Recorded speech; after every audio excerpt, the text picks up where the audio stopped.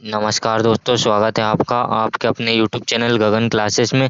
दोस्तों, आज की वीडियो में मैं आपको बताने वाला हूं कि जो एमपी डीएलएड के सेकेंड ईयर के बच्चे जो फेल हो चुके हैं उनको क्या करना चाहिए। ठीक है, चाहे आप एक सब्जेक्ट में फेल हो या दो सब्जेक्ट में फेल हो, इस वीडियो में मैं आपको सारी जानकारी देने वाला हूँ कि आगे आपको क्या करना है। और अगर फर्स्ट ईयर वाले बच्चे भी इस वीडियो को देख रहे हैं तो वो भी देख लेना, ताकि उनको भी जानकारी मिल सके। ठीक है, देखिए, सबसे पहले तो मैं आपको बता देता हूँ कि आपको क्या करना है अगर आप फेल हो गए हो तो। देखिए, आपके सामने दो ऑप्शन है। पहला ऑप्शन है कि सेकंड चांस, आपको सेकंड चांस मिलने वाला है। आप फेल हो गए हो, चाहे एक सब्जेक्ट में या दो सब्जेक्ट में फेल हो गए, तो आपके सामने दो ऑप्शन है। पहला ऑप्शन क्या है, सेकंड चांस, मतलब आपकी सेकंड एग्ज़ाम होगी, उसके फॉर्म जब भी भराएंगे मैं आपको वीडियो के द्वारा बता दूंगा, बस चैनल को सब्सक्राइब करके रख लेना।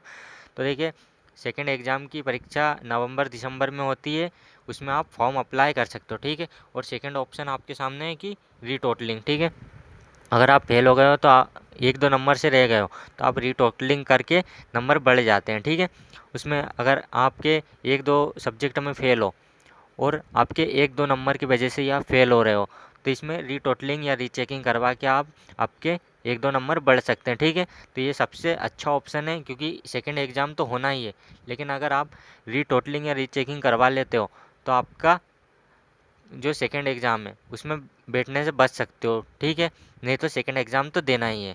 तो इसलिए सबसे अच्छा ऑप्शन है सेकंड वाला कि रीटोटलिंग या रीचेकिंग आप करवा लो। ठीक है, और सेकंड एग्ज़ाम की जैसी डेट आती है मैं आपको बता दूंगा, और आप जान लेते हैं कि ऐसा क्यों होता है। ठीक है, क्योंकि आपने अच्छे से पढ़ाई भी की थी, उसके बाद भी आप फेल हो गए हो। ठीक है, आपने पूरी कॉपी भी भरी थी, तो ऐसा इसलिए होता है क्योंकि आप कॉपी भरना ही अच्छा नहीं है, क्योंकि आप सोच रहे हो कि मैंने पूरी कॉपी भरी थी उसके बाद भी फेल हो गया, ऐसा नहीं है।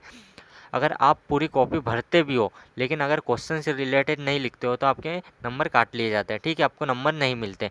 लेकिन मैं सबको यही बोलता हूँ कि अगर आपको कोई सा क्वेश्चन नहीं बन रहा है तो उसके से रिलेटेड आप कुछ भी लिख दो तो आपको नंबर मिलते हैं। ठीक है, चार में से दो नंबर मिल जाते हैं, एक नंबर मिल ही जाता है। ठीक है, लेकिन आपको स्टार्टिंग किस चीज़ से करना है, जब भी लिखो तो उसको क्वेश्चन से रिलेटेड कुछ लिखो। ठीक है, तो आपको नंबर मिलते ही हैं।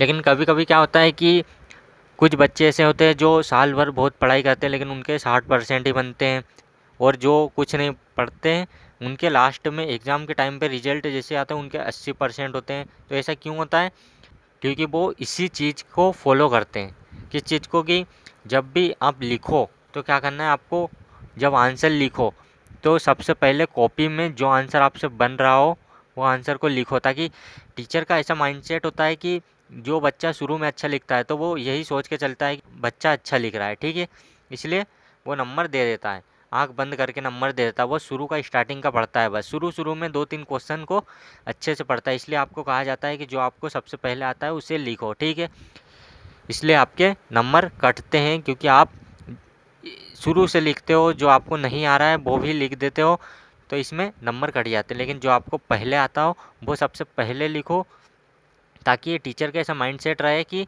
और कोशिश करना कि जो क्वेश्चन स्टार्टिंग में वही आपको आए तो और अच्छा है। क्योंकि जो आप लाइन से लिखते हो और आप सारे क्वेश्चन अच्छे लिखते हो तो टीचर एक दो क्वेश्चन पढ़ के सोचता है कि बच्चे ने अच्छा लिखा, इसलिए आपको नंबर पूरे मिल जाते हैं। क्योंकि मैंने टीचर से भी बात की थी तो बोलते हैं कि हमारी तो ऐसा मानना रहता है कि अगर बच्चा कुछ भी लिखता है क्वेश्चन से रिलेटेड तो उसके सारे नंबर दिए जाते हैं। लेकिन कुछ बच्चे ऐसे होते हैं जो हर कुछ लिखते हैं तो उनको नंबर नहीं मिलता है। ठीक है, तो आप क्वेश्चन से रिलेटेड कुछ भी लिखना तो ही आपको नंबर मिलेंगे। अगर आप फर्स्ट ईयर के बच्चे देख रहे हैं तो अगर आपने क्वेश्चन से रिलेटेड कुछ लिखा है तो आपको नंबर ज़रूर मिलेंगे। ठीक है, उनका भी रिजल्ट आने वाला है, जैसे ही आएंगी डेट मैं आपको सबसे पहले बता दूंगा। ठीक है, फर्स्ट ईयर के रिजल्ट की डेट और सेकंड ईयर का जो सेकंड चांस होता है उसके एग्ज़ाम डेट जब भी आएगी मैं आपको बता दूंगा। बस चैनल को सब्सक्राइब करके हमारे साथ जुड़ जाइए, ताकि ऐसे नोटिफिकेशन आपको सबसे पहले मिलती रहे। ठीक है,